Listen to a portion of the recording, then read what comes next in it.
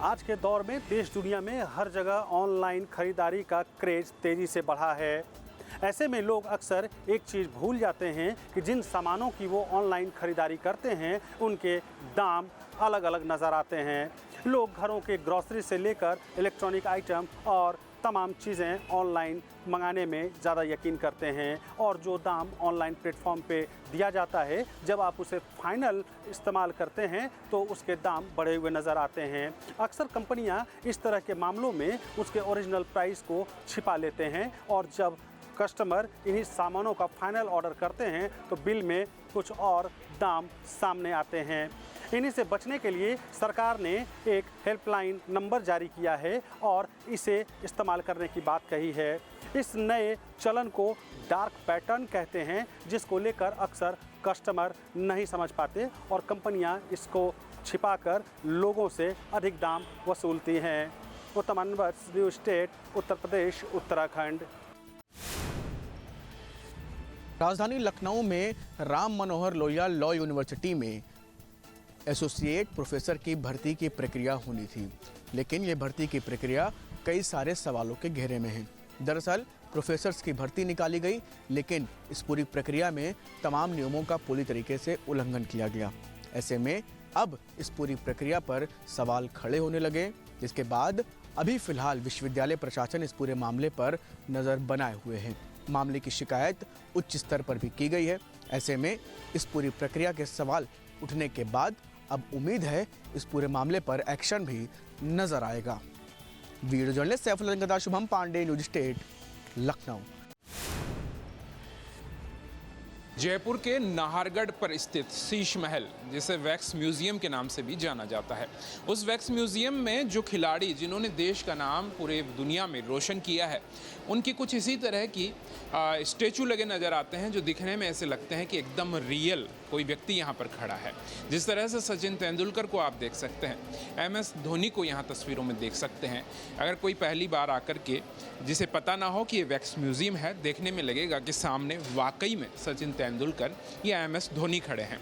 कुछ इसी तरह की और भी स्टैचू यहाँ पर है, लेकिन खास बात यह है कि जो भारतीय महिला टीम है जो वर्ल्ड कप जीत कर आई है, उसमें से हरमनप्रीत कौर, उनका स्टैचू भी यहाँ पर लगने जा रहा है। यानी कि पहली बार इस तरह का सम्मान भारतीय महिला क्रिकेट टीम को दिया जा रहा है कि उनमें से एक खिलाड़ी का स्टैचू यहाँ पर लगेगा, जिसे देश और दुनिया से आने वाले लोग देख सकेंगे। कुछ इसी तरह से आप तस्वीरों में देखेंगे तो विराट कोहली आपको नज़र आएंगे, जो देखने में तस्वीरों में वाकई ऐसे लगते हैं कि विराट कोहली खुद यहाँ पर खड़े हुए हैं।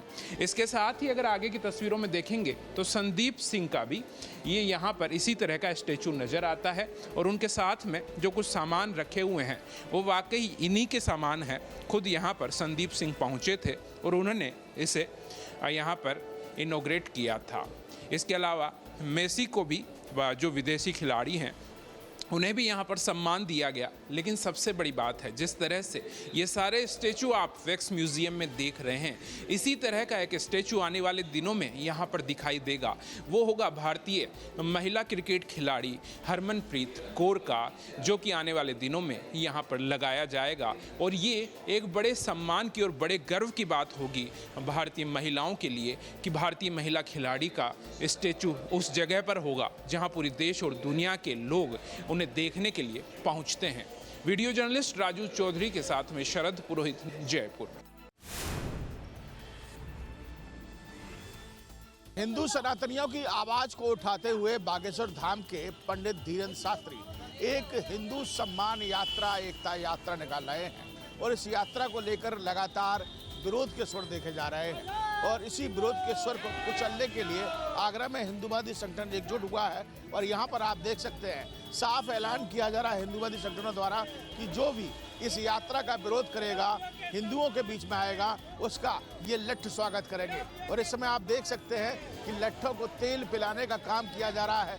सबसे पहले एक बुद्धि शुद्धि यज्ञ किया गया ऐसे लोगों के खिलाफ, जो कि हिंदू एकता को चूर चूर करना चाहते हैं, आए दिन बयानबाजी करते हैं और ऐसी एकता जो यात्रा निकाल ली जा रही है, जो सनातन यात्रा है, उसका विरोध करते नजर आ रहे हैं। उनके लिए इन लट्ठों को तैयार किया जा रहा है। जानते हैं हिंदूवादी संगठन के नेताओं से कि आखिर क्या कुछ कहना है। देखिए सनातन यात्रा निकल रही बाबा बागेश्वर धाम की, और कुछ विरोधी दामोदर जैसे लोग कह रहे हैं कि वो यात्रा का विरोध करेंगे। तो आप यात्रा का विरोध करिए, हमारा लक्ष्य तुम्हारे लिए तैयार है। हम लोगों को बागेश्वर धाम से आई कार्ड जारी किए गए हैं और हमें खास निर्देश दिया गया है कि हिंदू महासभा दिल्ली जाकर इस यात्रा में शामिल हो। आज हमारे सभी भाई सनातनी और हमें दिल्ली से आई कार्ड, दिल्ली के हमारे सनातनी धर्म बागेश्वर धाम के लिए आई कार्ड सबके लिए जारी हुआ है और हम सब पद यात्रा के लिए प्रारंभ लट्ठ लेके तैयार है। जो भी विरोधी हमारे हमें अड़चन पैदा होगा उसके लट्ठ बजाया जाएगा। तो आप देख सकते हैं कि तमाम युवा जो है हिंदूवादी संगठन के यहाँ तमाम कार्यकर्ता है, उनके हाथों में ये लठ है और उन्होंने कहा कि जो भी इस सम्मान एकता यात्रा का विरोध करेगा उसका ये लठ स्वागत करेगा।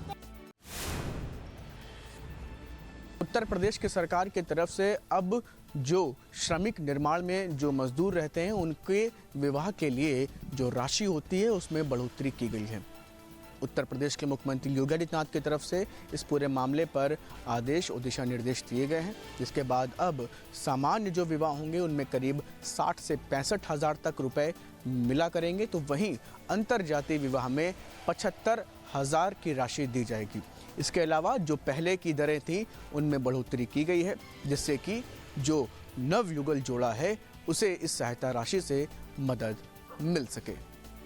वीडियो जर्नलिस्ट सैफुल हसन के साथ शुभम पांडे, न्यूज स्टेट, लखनऊ।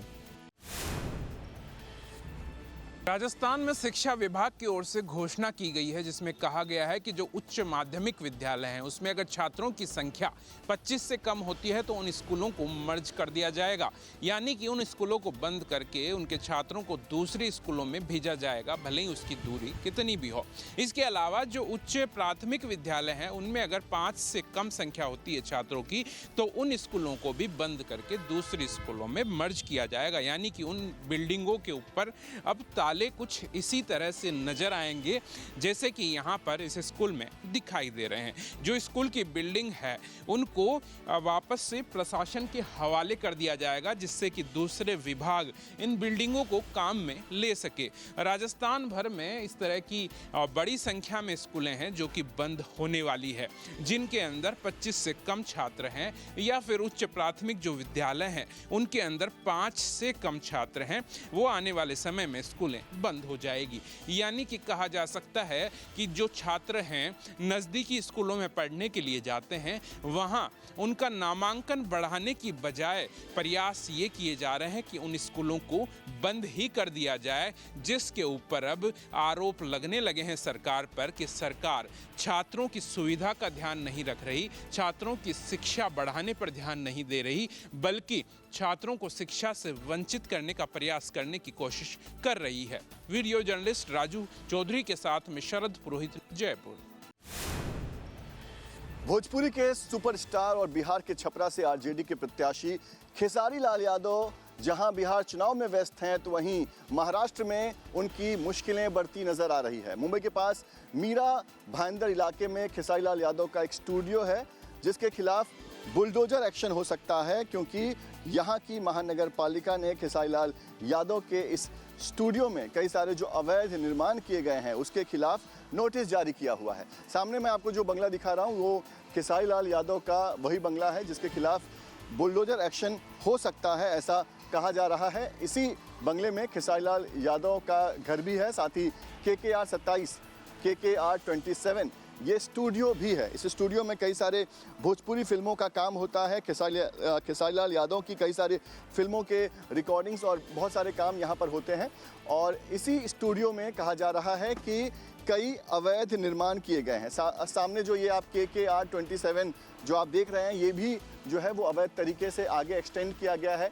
ये कहा जा रहा है कि फर्स्ट फ्लोर और सेकेंड फ्लोर पर लोहे के रॉड की मदद से कई सारे स्टील के स्ट्रक्चर्स खड़े किए गए हैं जो कि अवैध हैं और जो ओरिजिनल स्ट्रक्चर होना चाहिए उससे अलग है। लिहाजा जो मीरा भाईंदर महानगर पालिका है उनके द्वारा इस बंगलों को नोटिस दिया गया है। इस नोटिस में कहा गया है कि शत्रुघ्न कुमार यादव उर्फ खेसारी लाल यादव का जो ये बंगला है, इसमें फर्स्ट और सेकंड फ्लोर पर कई सारे अवैध निर्माण हैं, जिसे खुद खेसारी लाल यादव जो हैं वो तोड़कर हटा दें। और अगर वो ऐसा नहीं करते हैं तो फिर महानगर पालिका जो है वो एक्शन लेगी और वो जो अवैध निर्माण है उसे तोड़कर हटाया जाएगा। वीडियो जर्नलिस्ट सिद्धेश वाजके के साथ पंकज मिश्रा, मीरा भाईंदर। देश के प्रधानमंत्री नरेंद्र मोदी ने आज भागलपुर के हवाई अड्डा मैदान में चुनावी जनसभा को संबोधित किया। इस दौरान उन्होंने राजद और कांग्रेस पर जमकर हमला बोला है। प्रधानमंत्री ने कहा, आरजेडी के लोगों को फौज से फिरौती, रौब से रंगदारी ही पढ़ाया जाता है। आरजेडी के पाठशाला में जो ककरा पढ़ाया जाता है, उसमें ककरा का मतलब ही होता है कट्टा, क्रूरता और करप्शन। जंगल राज की जिस पाठमाला में, जंगल राज की जिस पाठशाला में ये आरजेडी वाले पढ़े हैं ना, वहां अ से अपहरण और अ से अत्याचार ही पढ़ाया जाता है। आरजेडी के लोगों को फ से फिरौती और र से रंगदारी ही समझ आता है। उनकी पाठशाला में प से परिवारवाद सिखाया जाता है, घ से घोटाले की सीख दी जाती है। आरजेडी का ककहरा है, आरजेडी का ककहरा है कट्टा, क्रूरता, कटुता, कुसंस्कार, करप्शन और कुशासन। आलोक झा, भागलपुर। बिहार विधानसभा चुनाव में बुर्का एक सियासत के केंद्र बिंदु बन गई है और ऐसे में हाल ही के चुनाव आयोग की बैठक में बीजेपी नेताओं ने इस पर एक गंभीर सवाल भी उठाया था। ऐसे में एक बार फिर शुक्रवार को गिरिराज सिंह और गृह मंत्री ने बुर्का को लेकर बड़ा बयान दे दिया है, जिसको लेकर बिहार में सियासी भूचाल आ गई है। ऐसे में केंद्रीय मंत्री गिरिराज सिंह ने कहा कि जिस तरीके से लोग इस पर सवाल उठा रहे हैं, क्या भारत शरिया कानून का पालन करता है, क्या भारत में शरिया कानून चलेगा, तो ये तमाम चीज़ें हैं जिसको लेकर अब सियासत काफ़ी तूल पकड़ ली है और विपक्ष इसको आड़े हाथे लेना चाह रहा है। हर बूथ पर एक आंगनबाड़ी सेविका को भी रख दिया। अगर जिन्हें महसूस होगा कि कोई बुर्का में आया है और उसका वोट फर्जी हो रहा है, तो उसे देखने का, दिखाने का काम आंगनबाड़ी सेविका करेगी। और ये किसी को धर्म से नहीं लेना चाहिए। ये पाकिस्तान नहीं है जो यहाँ शरिया कानून है।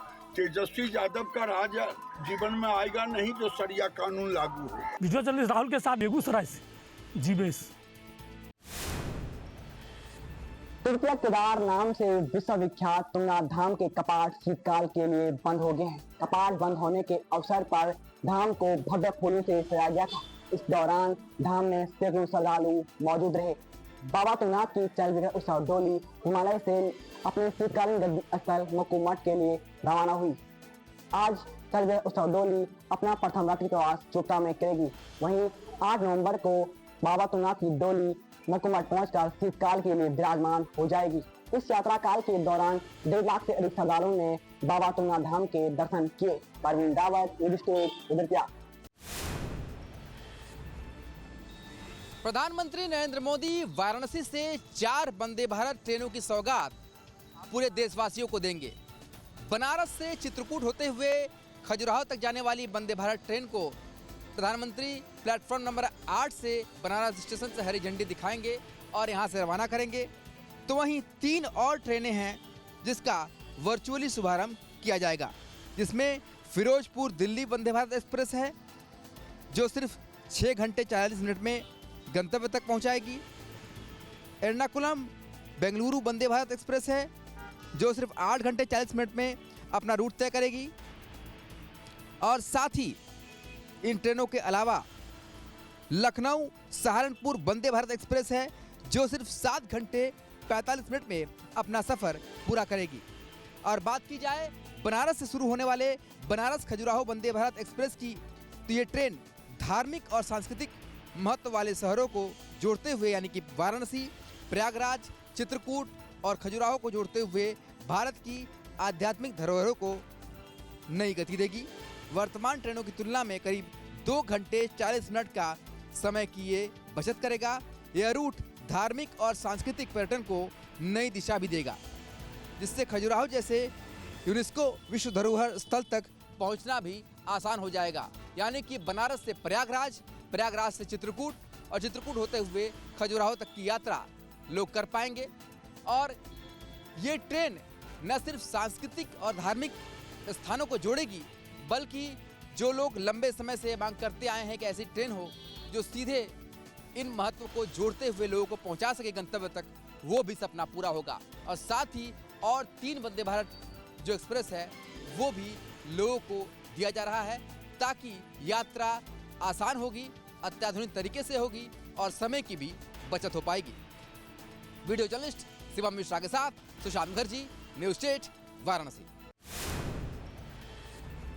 सहारनपुर के नुमाइश कैंप में, और ये जो Doon ultrasound and imaging centre है, यहाँ पर हम मौजूद हैं।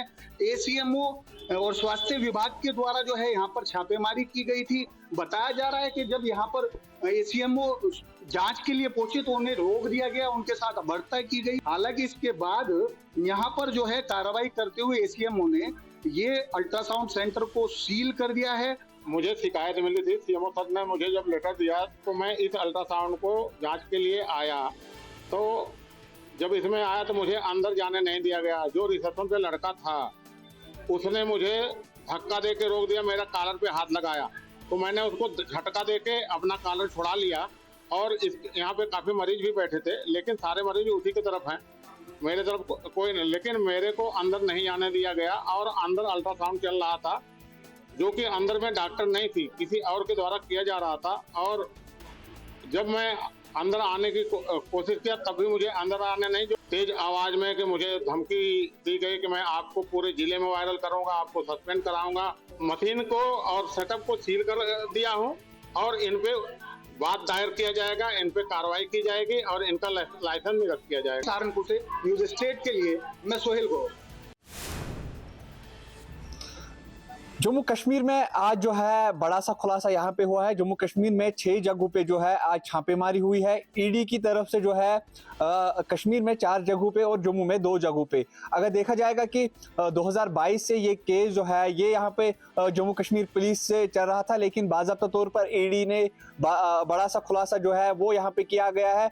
खास करके अगर हम जितेंद्र सिंह और बाबा सिंह की बात करेंगे, इनके घर में भी छापेमारी हुई है। वहाँ पे काफ़ी ज़्यादा डिवाइस और बैंक स्टेटमेंट्स और अलग अलग डॉक्यूमेंट जो है वो वहाँ पे जो है जब्त किए गए हैं। वहाँ पे साफ नजर आ रहा है कि जो टेरर फंडिंग हुई थी, जो कि 2022 से केस चल रहा था, लेकिन आज बाज़ाब्ता तौर पर ईडी ने बड़ा सा खुलासा जो है वो यहाँ पे किया गया है। वीडियो जर्नलिस्ट मीर मुंतज़िर के साथ खालिद डार, न्यूज़ 8। नोएडा के थाना सेक्टर 39 इलाके के सेक्टर 108 में एक महिला का निर्मम तरीके से हत्या। महिला के शव के पास उसकी गर्दन और हाथ नहीं मिले हैं। थाना सेक्टर 39 इलाके की सेक्टर 110 चौकी से कुछ ही दूरी पर नाले के अंदर महिला का शव मिलने से हड़कंप मच गया। आसपास के लोगों में की काफ़ी भीड़ वहां पर दिखाई दी। उसके बाद पुलिस को जानकारी दी गई। पुलिस अधिकारियों द्वारा शव को नाले से निकलवाकर पोस्टमार्टम के लिए भेज दिया गया है। शुरुआती जाँच में ये एहसास हो रहा है कि पहचान छुपाने के लिए महिला की शनाख्त ना हो, उसके लिए उसकी गर्दन कहीं और फेंकी होगी और शरीर का बाकी हिस्सा कहीं और फेंका गया। यानी निर्मम तरीके से पहले हत्या की गई और फिर शव को ठिकाने लगाया गया। नोएडा ग्रेटर नोएडा एक्सप्रेसवे के करीब नाले में ये लाश मिली है, तो कयास ये भी लगाए जा रहे हैं कि एक्सप्रेसवे से गुजरते हुए इस शव को ठिकाने लगाने के लिए किसी ने यहाँ पर फेंका होगा। फिलहाल पुलिस महिला की शनाख्त करने की तैयारी जो है उसमें जुटी हुई है और डेड बॉडी को पोस्टमार्टम के लिए भेज दिया है। फिलहाल देखना होगा कि किस आरोपी द्वारा इस घटना को अंजाम दिया गया है। वीडियो जर्नलिस्ट जैनेंद्र के साथ अमित चौधरी, न्यूज़ स्टेट नोएडा। दिल्ली में जगह जगह आज आपको आसमानों में खासतौर से धुंध जैसी तस्वीर देखने को मिल रही है। अक्षरधाम पर हमारी मौजूदगी है, तस्वीर आप देख सकते हैं। अक्षरधाम के ठीक ऊपर आपको सफ़ेद कलर की एक परत नजर आ रही होगी जो पूरी तरह से धुंध में लिप्त है। हालांकि दिल्ली के अंदर में एक्यूआई का स्तर लगातार बढ़ता जा रहा है। फिलहाल की अगर बात की जाए तो 267 एक्यूआई स्तर है। दिल्ली के अलग अलग इलाकों में एक्यूआई का स्तर बढ़ भी रहा है तो कहीं कहीं पर कम भी हो रहा है। बात अगर लोधी रोड की जाए, इंडिया गेट की जाए तो वहाँ पर एक्यूआई का स्तर बढ़ रहा है। हालांकि धोला कुआं की तरफ अगर बात की जाती है तो वहाँ का एक्यूआई स्तर भी लगभग 300 के पार है। दिल्ली के जो खास तौर से लोग हैं उनको सांस लेने में काफ़ी दुश्वारियाँ हो रही हैं। लोगों की आंखों में भी इसे जलन होना शुरू हो चुकी है और ख़ास तौर से लोगों के सर में दर्द है। लोग डॉक्टर के पास जा रहे हैं और अपना उपचार कराते हुए नजर आ रहे हैं। तमाम ऐसे लक्षण सामने आ रहे हैं जिसमें लोगों के सर में दर्द होना, नींद पूरी ना होना, आंखों में काफ़ी जलन होना, आंखों से पानी चलना और ख़ास तौर से बुजुर्गों को सांस लेना जो हार्ट पेशेंट है उनके लिए फ़िलहाल दिल्ली के एक्यूआई का बढ़ता हुआ स्तर यानी कि प्रदूषण उनके लिए सांस लेने में काफ़ी दुश्वारियां पैदा कर रहा है। हालांकि दिल्ली सरकार के द्वारा कृत्रिम बारिश का ट्रायल भी किया गया था, लेकिन अब देखना है कि जब क्लाउड सीडिंग होगी तो उसके बाद जो प्रदूषण है वो कितना ज़्यादा दिल्ली का कम होगा, एक्यूआई का स्तर कितना ज़्यादा घटेगा। साथ ही साथ अगर बात की जाए दिल्ली के खासतौर से उन बच्चों की जिनकी आंखों में भी जलन हो रही है, वो डॉक्टर के पास जा रहे हैं, अपना उपचार करा रहे हैं। साथ ही साथ डॉक्टर ये भी लोगों को हिदायत देते हुए नज़र आ रहे हैं कि ज़्यादातर लोग अपने घरों पर रहें क्योंकि एक्यूआई का बढ़ता हुआ स्तर कहीं ना कहीं सांस लेने में लोगों को दुश्वारियाँ उत्पन्न कर रहा है।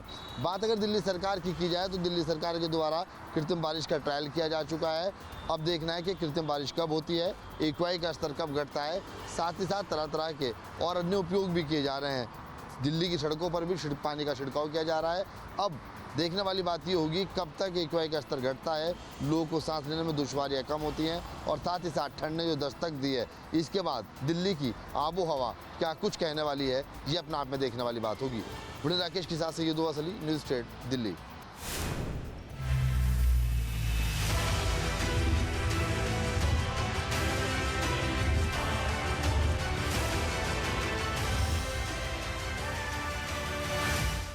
जहाँ भक्ति है हर शब्द में, कथाओं में छुपे हैं दिव्य रहस्य और ज्योतिष देता है जीवन को दिशा। धर्म से जुड़ी हर बातों को जानने के लिए हमारे चैनल स्तुति को सब्सक्राइब करें। चैनल पर जाने के लिए इस लिंक पर क्लिक करें।